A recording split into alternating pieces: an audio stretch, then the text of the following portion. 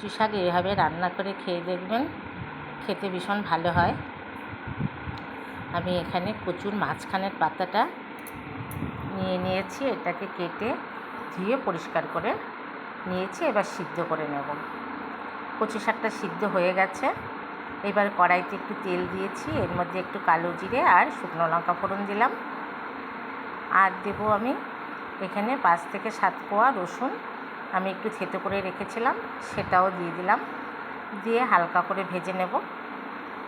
হালকা করে ভাজা হয়ে গেছে। এইবারে দেব সিদ্ধ করে রাখা কচু শাকটা দিয়ে দিলাম। দিয়ে কিছুক্ষণ নেড়ে চেড়ে রান্না করে নেব। এবার এর মধ্যে দেব 4টে কাঁচা লঙ্কা চেরা,